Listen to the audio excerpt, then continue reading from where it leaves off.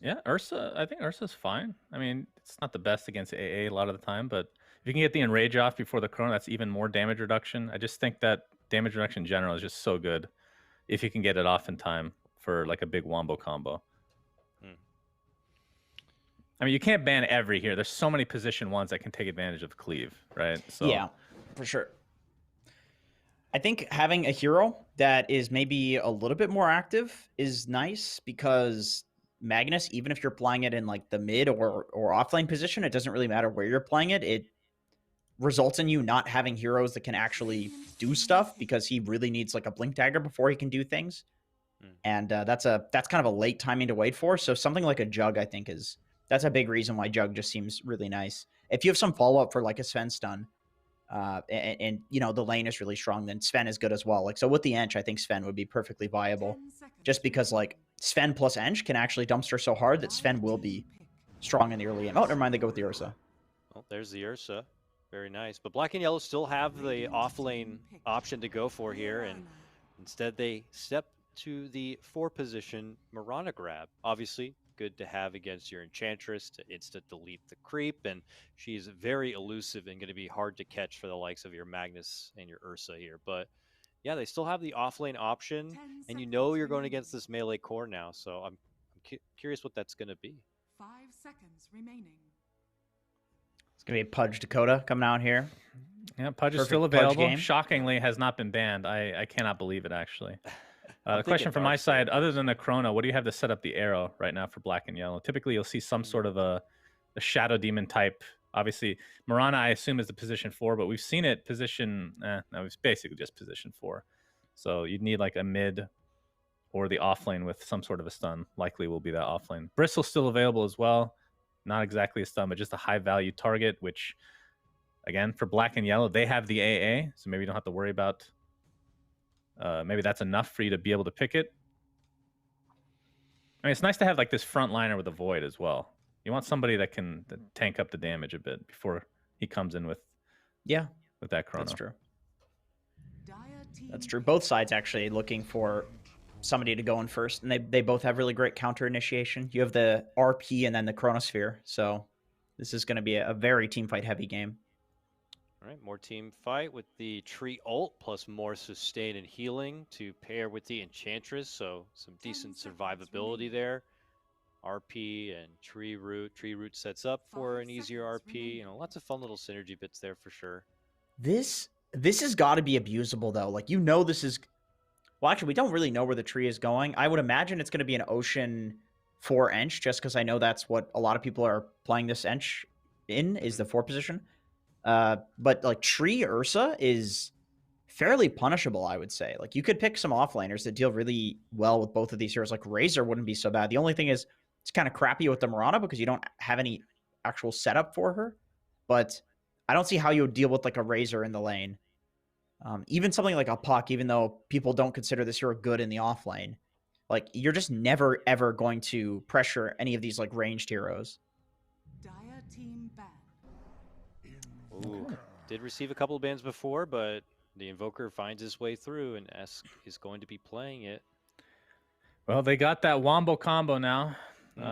Obviously, the A blast into Chronosphere, and now all the shit that Invoker has to deal with, set up for the arrow, theoretically. Cataclysm. Yeah, Cataclysm is nuts. You also have the Tornado into Arrow, which we're seeing a lot of people doing these days. That's like actually a combo because everybody's going Quas Wex Invoker and then swapping to be Exort come like mid to late game. Just going for some like Vessel into Midas build and then getting those levels, then getting an Ags. That seems pretty good in this game because that actually gives them somebody to run around and set stuff up and do stuff, because like AA and the Mirana are like +1s. They're really good at fighting and they want to fight, but they're not the hero that goes and like starts stuff, you know? So Invoker being Quas Wex, I think, would make a lot of sense. And if he is Quas Exort, they need something in the offlane that does a shitload, that just wants to run around and fight nonstop, to the point where even if Invoker is going Quas Wex, I still think you need a do-shitter in the offlane. Something that can set up for Mirana as well, so she has some play options. Well, they're going to ban everything but Centaur, which is still available. Black and yellow obviously needing that offlane hero. And there it is. Yeah. It's like the only one left. Like, I was talking about that for 4 Zoomers, but now that they have 3 melee, I think a 4th melee would... Against a Void and an Invoker? That sounds Centaur, awful. like all of this is AoE, honestly. Other than even Mirana Starstorm, it doesn't feel that good to get into melee range Like against her. what is a ranged offlane? Like Necro does not seem particularly good here. 5 seconds remaining. Like the tree just makes it. Oh, okay. So it is the offlane Magnus with TA mid. Okay. TA with the Empower. Gunner, I think his first dance with the TA I've seen on this team in the league. We've seen TA a couple of times, but is it going to be good enough? Jenkins, I'll start with you based on the 2 drafts. Who you're going to back up for game 3? I'm going to say no. I don't see what hero Zoomers have that are going to do anything. All of these heroes just farm. I'm going to go black and yellow because of that. Sons? Yeah, I actually agree with Jenkins on this, but I mean, my brain agrees with him, but my heart does not. So we're going to go 4 Zoomers because Jenkins is typically wrong. He typically gets 2 out of 3 wrong. So we'll just take the odds on this one. Absolutely. All right, we had to break. When we return, we're going to have none other than Trent and GoDz to bring you the coverage yet again. Oh, come on. Give me one of those. It all comes down to this, a Game 3 decider between 4 Zoomers and Black and Yellow. And by all, I mean, maybe a couple $1,000 because these 2 teams, neither of them qualifying for the major. They sit in the middle of the pack in the North American Dota professional circuit, but there is some money up for grabs. There's also quite a bit of pride up for grabs. And Trent, what are we thinking going to Game 3? Pride and just confidence going into the TI qualifiers, True. No one knows how many teams are going to be left in a name when that comes around. You want to be the best one. Yeah, because, I imagine a lot of these teams are like, theoretically, good chance Quincy make it to TI on points, e.g., already there on points. Undying have been good, but they're not unbeatable. They lost the best of 5 to 4 Zoomers, the last Pro Series, so... Catch them on an off day, get yourself some good Dota going on a day like today. You can go to TI. That's the goal. That's the dream of the year, right? That's what they're all here for. Yeah, I feel like for, especially these teams like, the 4 Zoomers Undying are hoping they could beat Quincy in qualifiers, but probably some of these other teams, your Sad Boys, the Cut, 2Base, are like, okay, we probably can't beat Quincy, but if they see that, they have to now just beat 4 Zoomers Undying, they're going to be like, hey, we actually have a way better shot now. Right, and it's going to get real wild. And the glowing sun... Okay, I swear, he's glowing more this time. Am I insane? now he has little particles coming out too? All right, I saw that. Oh, yeah, this one up by Roshan. Okay, here we go. Divine. It's... Oh, Gunner gets the deny on the offs. Oh, yeah. Hit him with the tip. So we got TA Invoker. We've had quite a variety of drafts and picks. The one recurring theme is this AA Void, but both teams going for new mid laners, some new supports. Definitely a mix-up with these drafts. Yeah, we're bringing back the Bear again, too, here, as they have their double melee lane versus this Mirana and Centaur. So, pretty nice lane, I would say, for Yamsun overall. Oh, ooh, interesting. Okay, he was just wanting to let that go. And cost him a courier. Okay. Okay. Well, in the end, all their bodies block the spawn anyway, so I guess that kind of works out for 4 Zoomers.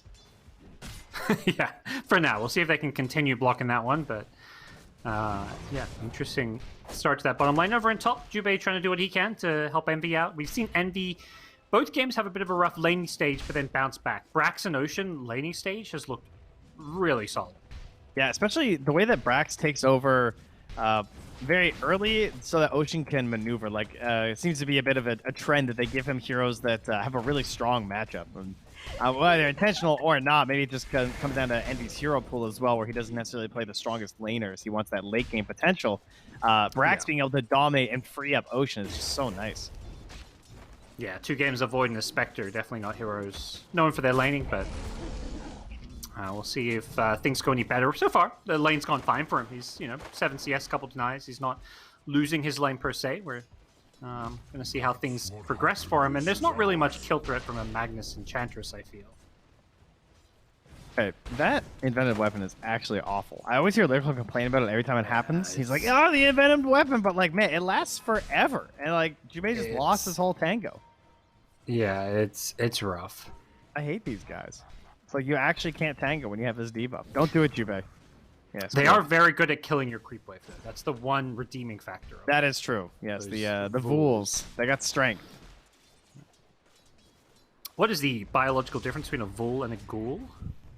Well, a Vol's alive. Okay. I think That's a ghouls big are pretty. difference. Yeah, a ghoul is when he dies, you know? Okay. All right.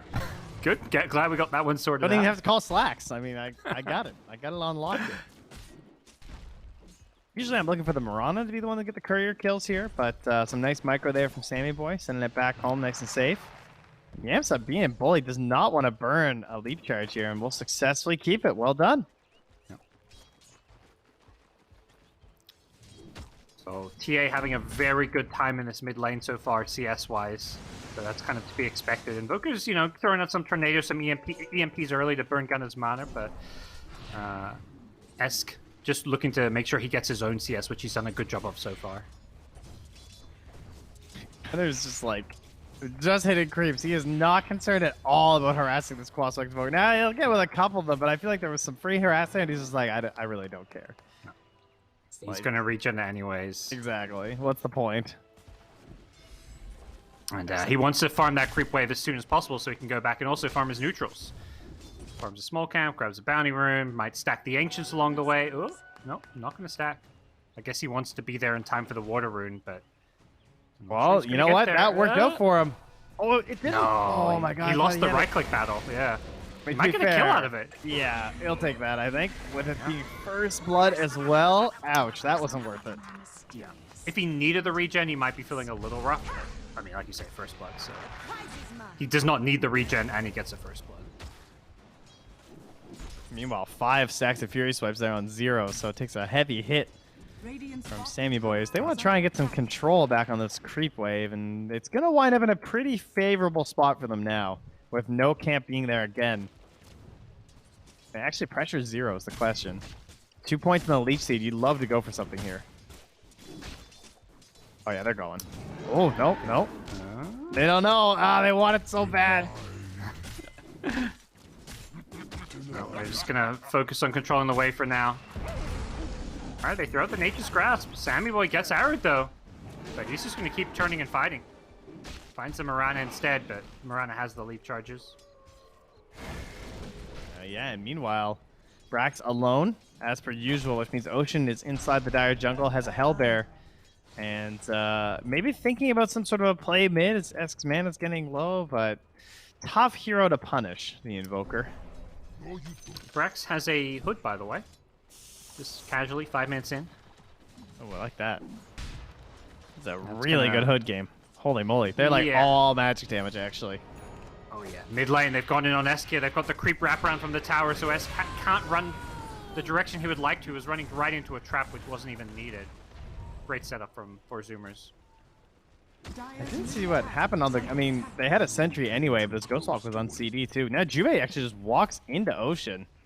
Has 2 points in the enchant, but knows that he can't guarantee the kill, so he doesn't want to waste it. And it seems like these rotations continually happening around these siege creeps, so they're always putting pressure on this black and yellow mid lane whenever the siege creeps come out. He's just sending in the Centaur. They're on him again with another sentry. They have to be careful. Yeah, Tornado needed. Oh, Husky, too. He didn't have the EMP, so Gunner may just continue fighting. Yeah. Gets the Centaur assault with the tree, and Gunner, with an Arcane Rune, has very low cooldowns and mana costs on all his spells. Sir, your tower, it's gone. Oh, man, taking this tower so early with Treant on your team, too. Like, when are they ever going to be able to pressure the mid tower now? And when they eventually do, you better get in a one go, because Trees is going to heal it right back up.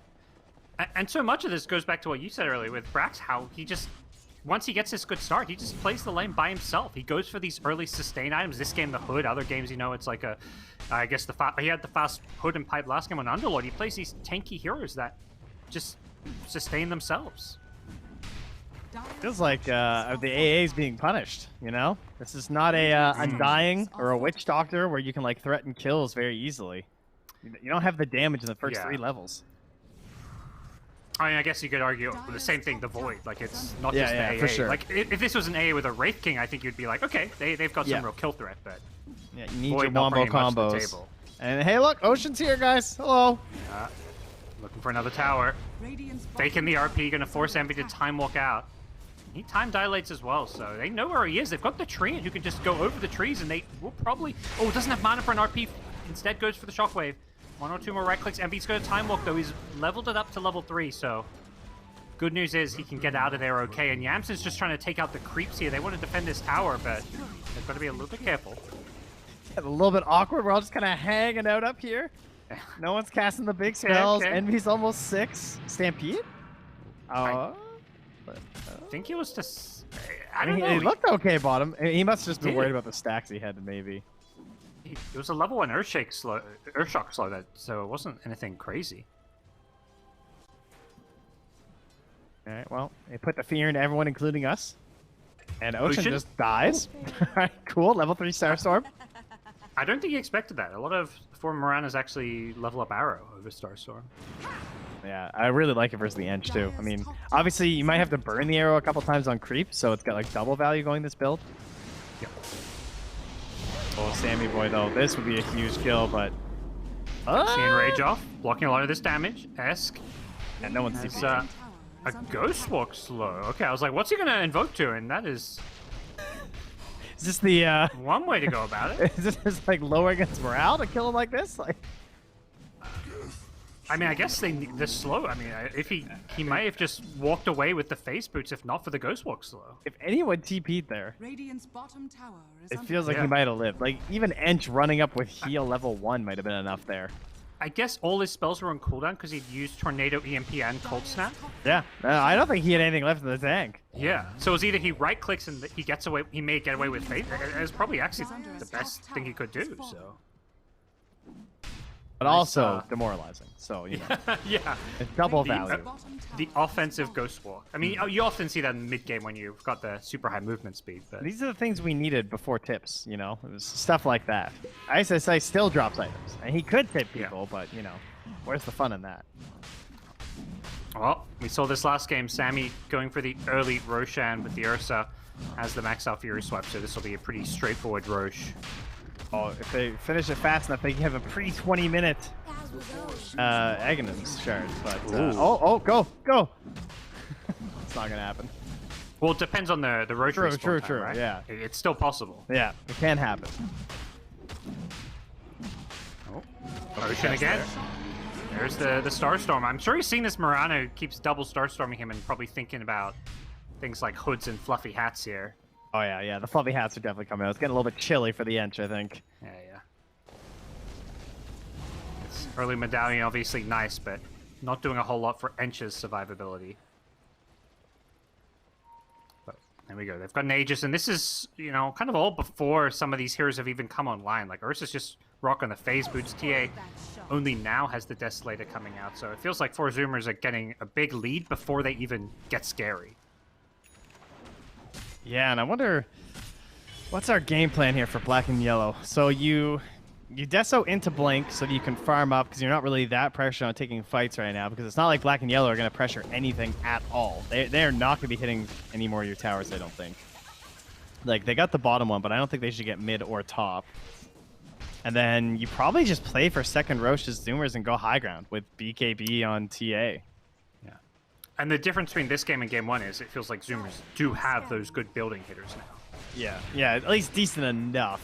It's not like amazing, but it's an empowered TA. It'll definitely do with a Deso, you know. Rotation from black and yellow. We've seen this a few times where it feels like Zero has an okay lane, but then he's got 2 cores that are both playing a bit more greedy. Although Invoker definitely a hero that probably wants to fight at this stage. Oh my god, that courier lived with 1 HP. They're gonna catch Ench. This also keeps happening. He's been the sacrifice this series, you know? I feel like Ocean just throws his life away on Hoodwink or something for the survival. Oh, there we go. The Chrono. TP's coming in. They didn't have an arrow up, unfortunately. Okay, I was about to say, he's just going to melt. Do they have detection? Surely. And the Sentry Ward with the Stampede gets the kill on TA. Yeah, they gave him the Go-Go Power Rangers 5-hero assemble, you know? Blow the horn, call everybody in. Hey, that's what you got to do for the Templar Assassin. That's your pinata. You got to pop this thing and get some gold on your team. It's, the one hero you want to kill most. Like, Sammy Boy has an Aegis, and TA is just way more valuable. That's a 7k net worth TA. Look at this empowered Ursa killing Ancients, though. That is terrifying. He's got 2 stacks here. Thank you. Who stacked this? Is it the Ench player? I'm guessing Ench, but I do not know. It was actually Magnus. There you go. I saw the little Horn of Magnus icon. Well done, Brax. Thank you. Ocean just being a tease and a nuisance once again here. Oh, oh, they missed the arrow, the tornado. Unfortunately, timed such that the arrow went flying through his cyclone body. Esk was too leveled, basically. Is that what we're getting at here? It's like too good. Yep. Yep. Ouch. Like meanwhile, Gunner, having survived, is just going to go and two-shot a Jube AA. That looked like it was almost a one-shot. Like, obliteration. At that point, yeah, where max refraction meld strike with a Deso. Not fun for these supports. Jeez, look at Sammy Boy is. He's like, yeah, I got like 2 minutes left in this Aegis. I am completely fine just running the trees. And Zero, I mean, you only have Vanguard boots. They know he's up here. Okay, he's kind of juked them This and would be gone a the little greatest back to safety. Stampede on forward. Going in on Gunner. Gunner's got no refraction up for a couple of seconds here, but Zero, well, he's going to get turned on. Envy shows up, but without a Chronosphere. I think Zoomers probably feel pretty safe with the Aegis, but the question is, can Sammy Boy get out of this one? The Ice Wall is waiting for him. He actually Earthshocked kind of the wrong direction here. Now he's in some trouble with an Ice Blast coming in. Sammy's going to die. Yeah, they're just trying to threaten enough, because Gunner can't fight. Oh, this was bad. This cost them everything. Yeah. No chrono, and you pick up 3 kills. Husky couldn't get the ulti off in the backline to throw them off either because he just got comboed into an arrow. And then they didn't want to just ditch their Ursa, so it cost Brax his life too. Oof. Ooh, man, you can't drop that stuff when you're playing a lineup like this. Like, you have such a lead right now, and you know exactly what they need to do to win fights. And this Invoker causing TA problems anytime the EMP lands. Gunner just not willing to really commit to fights without the refraction, of course. They actually just accidentally double smoked Jube and Yamsun, which sounds kind of like silly to point out, but that does hurt, I think. Yeah. That's like they actually need all their smokes right now. Oh, they want the big one. They want the in behind. Who's hiding behind this Ench making space? Yeah. With the ward, they know exactly where Gunner is. They drop the sentry preemptively. The arrow going to be off the mark again. Timing with the tornado just wasn't quite on point. And wait, the Ice Blast mana? Just got it. But yeah, I guess it's too late. Ouch. Didn't he have it all along, or how did he was out of mana? I think. Boots? Okay. Yeah, because I saw up top he hit the old blue diamond rocking, you know. Oh, the arcane boots maybe just got delivered. Yeah, I think that's what it was. His courier courier flying away. Going back to base. Yeah. Ouch, that hurts.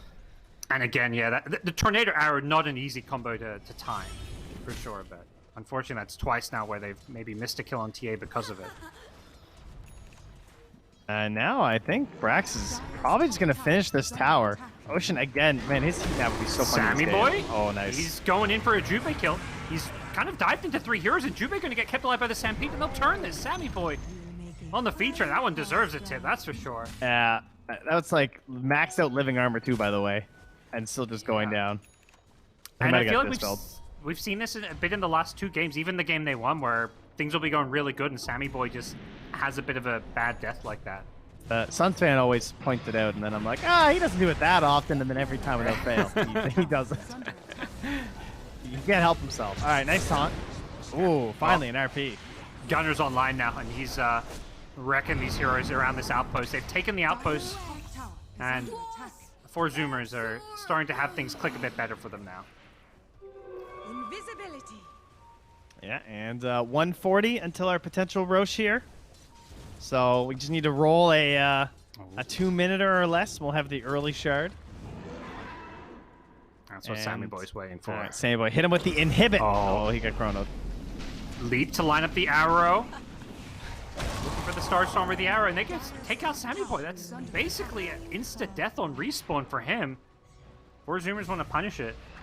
That's a tilt death right there. I'd be pretty upset if I'm going down there. Like, I die being kind of dumb in the river. I know it was my fault into an instant respawn chrono arrow, you know? It was almost like Black and Yellow's plan was, okay, he's going to respawn TP bottom. Let's tilt him. Oh my god, he didn't see him. Oh my god. They don't? Jube, don't breathe. I mean, he's fine. I mean, if anything, yeah, Jube's fine. If anything, it's Husky who's got to be careful. They stampede forward. Okay, they can't get any right clicks off. That was Okay, now Black and Yellow got to get the hell out of here, maybe. Oh, meanwhile. That's Gunner. Whew. Meanwhile, yeah. That's your tanky Vanguard Centaur. Get cleaned up by 2. Radiant's middle tower is under attack. Well, 4 Zoomers reclaim the outpost, and we'll be looking at Roche fairly soon.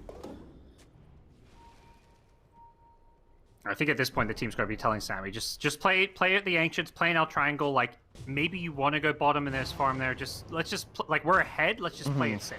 Yeah, you know, Brax, he's a very inspiring player when you play Dota with him. He's like, no, everything's fine. He talks in his calm, trying to control his bad teammate's voice, like when he used to play with me.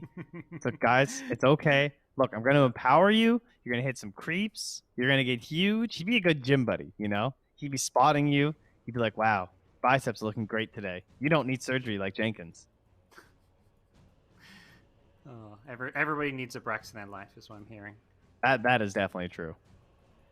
He's a high priority, I think, in the you know, when we have the eventual Dota draft, when we're picked up by the National Dota League and everyone gets put into this giant pool. I think he's a solid first rounder, you know, maybe like the 30th team. Okay. He's a good veteran to build your org around, you know? Yeah. You bring him on. Yeah, try to get him on a good vet deal, but you don't want to like overpay for a Brax. That's true. Yeah, he's got a low signing. The bonus will not be that high. Yeah, if he's like I think that's always been the thing with Brax. Super consistent, solid player, but not ever really like the star standout that you can build a team around. You need, you know, I think star power around it, which is what I think Gunnar brings to the table, and what I think Sammy Boy has the potential. Like obviously you see it in pubs. He's one of the top MMR players in NA, but competitively, I think Sammy Boy has definitely room for improvement. And, you know, give it another year, this 4 Zoomers team could look really good if, you know, players like Sammy Boy, Gunnar continue to improve. And even their supports, you know. Yeah. Ocean Husky, most non-NA viewers are probably like, who the hell are these guys, you know? I haven't heard of them. Where's Snake King? Where's Fear? Where's, you know, the even players like Flea are more well-known than I would say the 4 Zoomers supports. That's true. And these guys have been crushing it the past couple of years here. You know? Yeah. Oh, Gunnar gonna continue to mess with Jubei, crush his spirit. Poor AA, the 4th death this game. And yeah, the adjustment in strategy is very much let's put Treant down in this bottom lane to just keep it shoved out with the Nature's Grasp. I like this a lot better from Zoomers. Yeah, this is just like how do you ever take this tower unless you're just gonna like Chrono the Treant? You know, I mean, Envy can keep doing this. He can come. I'm gonna farm the wave. I'm gonna go back to the jungle. That's all fine. Do they have enough damage here? Nah, they know they don't. Yeah, they were trying to bait a Manta style out, but yeah, like unless he Mantas and then you overgrowth afterwards, you're not getting that kill. No, there's no way. Ooh, it's gonna be a little bit early on the Sunstrike. 25 seconds. Gunnar's hiding. He's hoping they don't find him here. Oh, he's been scanned though. Who's scanning who? Oh, they are we know all if it's scanning? Gunnar or the Treant. They may be thinking it's Treant, but Jubei's coming with a sentry, and now they see Gunnar. Oh, what a RP's there. The bait counterplay from Brax perfect, but Gunnar's still very low with the refraction, keeping him alive. The tornado gonna be off the mark. Gunnar, he's ice blasted though, and I think it's gonna be close. He's ticking. He's gonna burst down. Yamson actually committed the leaps, so they get Gunnar, but it comes at a pretty heavy cost. Great counter initiation from Brax. Yeah, it's Envy and the Roche is up, and they have the TA trap, so they're gonna know about this. So that should send Sammy Boy over there after this bounty rune. Yeah. Maybe take advantage of the Chrono being down. Oh, he wants to pick up some bonus points first, though. Easy. Yeah. This is going to be forced back, but he gets dusted up and relying on a Stampede to escape. But yeah, Brax. Oh my god! He caught him mid-Stampede! That was sick. I thought he was getting away for sure. The global save is not a save at all. Well, we're perhaps caster cursing Brax into one of his best games of the DPC. Great RP followed up by a really nice skewer. Yeah, but he missed that courier, you know, so. Okay. Scrub! All right, meanwhile, Zanyboy's going to hop into the pit. And Zero's out of there. Oh, here we go. The 5-hero smoke. Chrono, ready. Ice Blast, ready. Medallion, prepared. Are we oh, they're going to move. Go. They're a little bit slow, though. They might get there for a good team fight, but Roche is already dead. And that's the shard. Magnus dead. Okay, Brax will tank one for the team. I don't mind that death. Just making sure the Roche is secured. And it's TA who actually takes the shard, okay? Now, what happened here, Envy? Was he listening to Sunsfan? He said, I would like the Aghanims as a second item, I believe. Word for word. And look where we are. No shard. Aghanims. Blessings. What are our thoughts on this compared to the last Dire's time? bottom tower is under attack. This seems slightly. I feel like last game Envy's just like, yeah, this shard did nothing for me, so I think he learned. At least it was a big gold investment. You did not get a return for it. Wait, is she actually just gonna live? This hero. What is this hero sometimes? Like, honestly. Good effort. That's the best use of that voice line I've heard, actually. Yeah. Oh, yeah. Like, how can 3 heroes just run after you like that and they do nothing? I feel like what, I don't know, like techies is to pubs is what Ench is for like pro games, for pro players at times. That's pretty accurate. like- She never feels this way in pubs. Yeah. You know, the thing I hate the most is that they made this Sproink thing and then locked it behind the eggs. I feel like I need a Sproink on the shard so I can actually say Sproink and see Sproinking. Like, this eggs never gets used. Radiant's It's bottom tower Probably one is of the under worst eggs in attack. the games. Well, thankfully we have Sunsfane on the panel so we can find out after exactly just how bad it is. Is it F tier or well, I don't know what's the lowest tier, but well, this Ench able just to kind of walk through one of the more dangerous parts of the map, her own jungle. As they stampede top, they go in. They're looking for Brax here. They can't Brax chrono has an this. RP, yeah. There's too many If heroes. anything, Brax is going to turn and look for Zero, who doesn't have a blink. Should they? Yeah, they can't even try and set up though because of that Aegis, so not worth going for some crazy turnaround play. Space Maid, they gotta get an objective with this Aegis. We got 2.5 minutes left. Let's go somewhere, you know. Brax says they are running to the triangle to farm, and he's correct. Okay. Good call maybe for the smoke.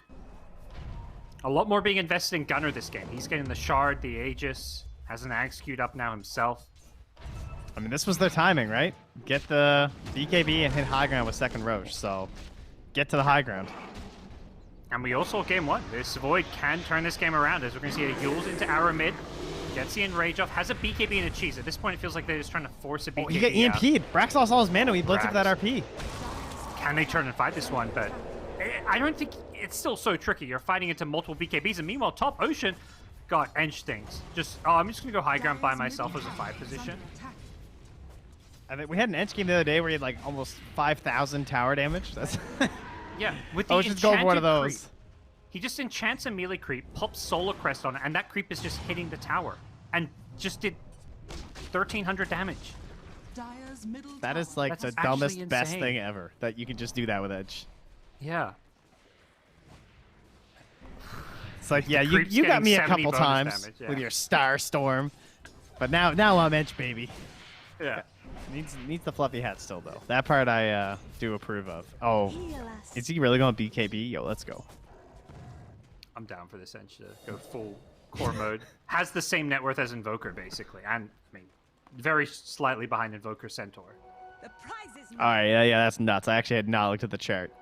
I don't know who that says more for. I think that more speaks to Esk's game of just like running around trying to buff up this Faceless Void. I mean, that's all Invoker Yeah. feels like these days is like a buff up hero, which is fine. But they're not like, chaining chrono after chrono and, propelling themselves to any sort of lead in this game. It's 16-11. They probably don't know that the net worth lead is this bad. If I had to guess, I guess like 8 or 9K. I wouldn't guess 13K. Yeah. Gunner's huge. Feels like similar to game 1, a game where they're going to be relying on that big Chronosphere team fight. They do have the other initiation from the Centaur. Perhaps why I didn't get the shard is because they have initiation. They have a Centaur, they have a Yules Mirana, whereas game 1, Envy was pretty much all of the initiation. Although he has the shard now, so. Okay. So he went back. He got halfway through yeah. it. He was like, nah. It's shard time. I guess he just got the HP from the point booster, got the value from the Blade of Alacrity, and said, new chard. Dire's middle tower is Ooh, under BKB Arrow from not Brax. going to land on Brax. Pops a BKB, so that's a BKB down at least. If S can get out of this one, they're going to be more than happy, I think. Oh, that was ugly timing, though, because, like, the Aegis is expiring, too, so, like, now they don't really want to fight. It does feel like for Zoomer's side that is playing very cautiously right now, but they are building upon their lead, just not really willing to take any chances or play aggressive. Yeah, and they want to find that timing now, though, because they know Aegis is gone. But there's a ward behind this tower, so everything Black and Yellow is doing is being scouted right now. Brax. Brax? I mean, he's got Blink. Oh my god, dude. I can't believe he Stampede. waited. Whew. Yeah, that could have been bad, right? I think I canceled it. Yeah. And Husky has a blink as well, which I think is coming out here. So big item for the tree. And they're back at top, just hitting away with this catapult. Yeah. And with an empowered, well, not empowered, but a solar crested range creep this time.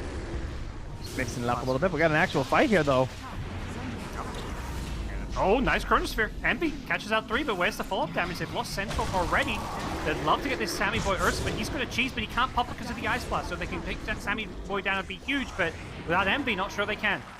Gunner can't blink as well. This Ice Blast just stopping a lot of the mobility of 4 Zoomers, but a big couple of kills. And, well, Ench at it again. Took a tier 3, taking racks. Oh my god, he's so annoying. This is awesome. This Ench is just playing absolute rat Dota. Great overgrowth from Husky. Gets everybody on the black and yellow side as Gunner just cleans up, and S could be the last to fall. That's 5 dead. Rax is the objective now. They'll get top lane, possibly more. Yeah, and this is the thing about Templar Assassin too. It's like, sure, maybe you're not like the best like tier 1 pusher and stuff. There's like the towers that you want to take and the timings. You want to be jungling more in that time frame. But once you get to this point in the game, you have these items. Like, yeah, you clean up so many buildings when you win a fight. And of course, now he's back at the base, ready to Sammy use the Boy. psionic projection. I love it. Sammy Boy like, we could get mid racks, or I can go run at your fountain and drop some Suns fans in your base. And opts for the Tough latter. choice. Radiant structures are You go for the, the tactical damage or the psychological damage, and he chose Well, psychological. again, as we said, this is all about the TI qualifiers. This win isn't as meaningful as the next one, so Yep. this has a longer-lasting impact on the next series. Oh, and for the team as a whole, hold that thought. Envy just time walking in, reverse time walking out, in and out, as they try and defend this Raxon successfully. Husky going to get taken out by a Starstorm, but Sammy Boy with the BKB charging forward. Looks like maybe back time for 4 Zoomers. They still have Envy's TA's in. BKB. Or is he in? He's out. He's out. He's in, he's out. Make up your mind. Well, you don't If have I to. don't know He's what in I'm again. doing, they don't know what I'm He's doing. in and he's out. I feel like he's baiting his teammates. His teammates see him time walking, they're like, oh my god. Oh wait, no, we're not. Top lane Gunner may have to pop his BKB here. No. Oh, okay. He's just getting kills while I'm seeing if he's, gonna get bashed or not. That's fine. Envy, time walk in, couple of hits, reverse time walk out. He's trying to hide in the trees. Not been an easy game for him to find opening as Envy goes in again, looks for Gunner, forces the BKB. That's what he's been trying to do for some time now. And they'll get out. All right, Jubei, level 12. Oh, I was gonna say I might go for an Ice Blast play, but you gotta assume TA's back in the fountain because psionic prediction. Oh, fun stuff. So here's my theory on the Suns fans. Long term, it benefits them because they're advertising it. They're going to make some money. That's money that can go towards things like boot camps, doing better for those TI qualifiers. So That's true. it's very strategic the way they're advertising their the 4 Zoomers bundle. Yeah, but it's Suns fan, so all the money goes to him. Oh, No, he Well. didn't actually make any sort of a split. He's a ruthless mogul of the Dota 2 scene. yeah. This guy, you're not getting that face for free. 4 If Zoomers anything, didn't they're even. paying him. Yeah. This is promotion for your squad. Well, is there a chance? I mean, what are we looking at? Like, how realistic can Black and Yellow turn this game, or 4 Zoomers throw this one? Well, the throw potential is always there. The fountain is a very powerful tool. They have Chrono. Chrono's good. Sometimes to counter Chrono, we talk about buyback and Aegis. They don't have the Aegis, so there's a chance that I could definitely see Gunner buying back after dying to Chrono. And maybe he just gets chased up by an arrow and dies. And suddenly, TA has this dieback when he thought he was going to win the game. And that happens a couple times to a couple different heroes, and you're right back in it. Invoker, gold, sure, he's low on the net worth, but experience. That's what Invoker craves. He's still level And 15. That's 3rd worst in the game. Boom. There you go. But yeah, it still has some levels. Unfortunately, you mentioned they Wish don't I'd have opened Aegis. that up well, first before making that point. No. So the Aegis argument also about to be thrown out the window, unfortunately, because 4 Zoomers say we'll play it safe. We'll wait for Roche 3 to come into play. Oh, good. So now Sammy Boy has the Enrage as well. So we can use Enrage during Chrono, right? Yeah. There we go. Shadows, take us. Well, Nullifier on Templar Assassin now. Gonna make life even more tricky for some of these dire heroes. Supports like AA no longer able to rely on all their defensive tools. AA and Mirana both with Ghost Scepter, so that's going to be really rough for them. Oh, Yamson. Oh no, Yamson. Oh, okay. Living. Nice. He barely survives. Oh wow, I didn't realize he had the Agnums. That was disappointing. And he gets tipped. What happened there? He used a Chronosphere, and then he just gets bursted down. Oh no. Yeah, he chronoed, and there was a Cataclysm, and then he just time walked into them, I believe, hiding in the trees. Okay. Dire's middle tower. Well, they did break the TA's Aegis, but don't believe this is looking too good for Black and Yellow. Jube's going to get caught out by a Nullifier. The Skewer back on a 0. Nice Skewer into a 5-man hoof stomp. But the follow-up damage isn't really there. Ocean with a BKB on the edge. We've got her again. It's like last game. Oh, set them up. They want to give him the rampage. Oh no, Ocean again ruins it. Typical. There's still a couple kills left. Okay, no, everyone good. GG's called. Wow. Well, that turned about pretty fast from game 1, I would say. Zoomers just maybe off game 1. Just completely crush it in 2 and 3. Definitely a Zoomer side that, a bit more what we expect, I think, coming to the series and the DPC. A team I think we had, we constantly have fairly high expectations of this young team where we want them to make that breakout, but we'll finish in, I believe, confirmed 4th place now. So where they've pretty much been in season 1 is where they will end up in season 2. Nice change in terms of overall strategy. It felt like throughout that series too, where like very specifically game 1, they basically lost because they couldn't kill buildings, either like in the mid game or in the late game. And then they got the Leshrac game 2, and now they have this like much more well-rounded timing push of like very Roshan centric. We are going to go on second Rosh, take over, if not the entire game, the vast majority of it, and then just close it out with the third Rosh. So, and they didn't fall prey to too many of these like big chrono plays. Like there was a lot of good team fight from Black and Yellow, and they tried some of their pickoff plays and everything. But Zoomers did legit look like a step ahead, I think, by games 2 and game 3, which is a good sign for them heading into those TI qualifiers. Yeah, their laning stage just seems way better because even in game 1 we saw that where game 1 they, in some ways, at least looked like the better early to mid-game team and then had no way to push building. So I think for Zoomers, if they're such a good laning team, they need to always have that pushing aspect of their draft to kind of follow it up. But that does it for the upper division today, but we're not done. We've got lower division action, a battle in the top of the lower division, the undefeated D2 Hustlers taking on DogChamp, who did lose the other day to Orkosh. So there's potential tiebreaker implications, a lot at stake in this series. So we're going to head to a break. We're a bit behind schedule and then get ready for that next series after this. Welcome back, ladies and gentlemen. NADPC continues here. Our first series does conclude, though, with the 4 Zoomers coming out on top, scoring at 2-1 here. I'm back with Jenkins and Sunsfan to assist in breaking down this series before we move on into our next battle. Jenkins, looking at this one, 4 Zoomers kind of clean it up. It's a worthy opponent in Black and Yellow, but they do make it a bit cleaner in game number 3. Really, what's your take on it?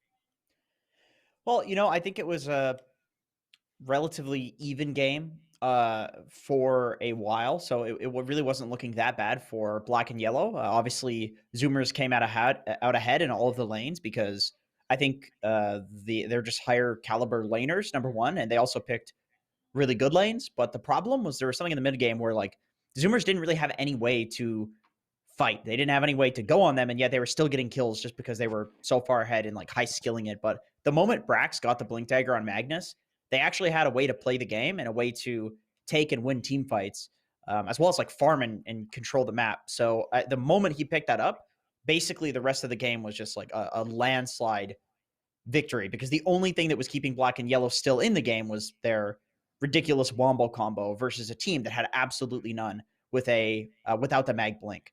So I think if there was a lot easier team fight to execute without that blink dagger, probably this game would have been way more of an early game stomp. Yep, this was the last 2 games were shellackings of some kind. The first one was probably a mega shellacking. This one was just a regular one. I'm going to reread my exact notes from last game and you tell me if this makes sense. Gunner owned and took 2 hours early, or took 2 towers early, created so much space for 4 Zoomers to outfarm black and yellow without needing kills. I guess he can add a couple more kills this time around, but it felt like kind of the same thing. They just outfarmed them. Gunner was able to get a lot more kills because he's playing a TA type hero instead of a Lesh, who's more pushing, I guess, more pushing centric. But it just felt like they needed a game to warm up. It felt like this game in game 2 and 3 were there's different tiers than black and yellow, which, I mean, we kind of looked at that in the beginning of the season and said that should be the case, right? So I guess they're showing it now, but it felt like game 1 was just a warm up. I think the draft played a big part of that, like not having the Magnus in the first game, like some hero to actually speed up the fact that you have all this map control, and they had no tower push, so it's kind of like, what do we do now that we've taken all these tier 1s and tier 2s? And the answer is feed and lose the game. That happens. Good. And good effort. Black and yellow, yeah, good effort indeed. They are not done with their league play as of yet. They're still slated to go against Evil Geniuses in a potential match where they could somehow play spoiler to even EG going to the major in some crazy way. That would be a wild story to see. But with the result today, regardless even of how that EG series goes, it looks like black and yellow have secured a 6th place finish for themselves in season 2 of league play, which, as you know, does mean they're not going to be relegated. So they will remain in upper division. So we'll have to see what happens with this team moving forward and what that could mean for TI qualifiers. But for us, for now, it seems like we do have a winner interview ready to go. And we have none other than Gunner going to be joining us on the broadcast. So, ladies and gentlemen, let's welcome Gunner. Gunner, hello. Can you hear me? Hello. Yeah, I can hear you. Hi. Hi, Gunner. It's good to chat with you again. I guess I'll just kick off by asking, my panel here was curious about that game number 1. Was it a more of a warm-up for you guys to kind of get into your groove and potential? Was it a missed strategy? Was it a missed draft? What was your take on game 1 and why it didn't work out? My Mimi answer might be we have to wake up a game, because it kind of happened in the 2 base series, right? The first game we kind of barely won, I think, and then the second game was nice. So I could say we have to wake up, but I think we made a lot of team fight errors in the first game. That should have closed it out. I think our map play was okay, but we could have won the game a lot earlier, especially if we used the first stages better. All right, now with this series, you are done playing in DPC Season 2. Looking at it on paper, you guys have finished in the exact same spot you did in Season 1, 4th place. So, you tell me, what do you think about that? Do you feel like you've still have improved? Was the season harder? Like, what do you think about that at face value?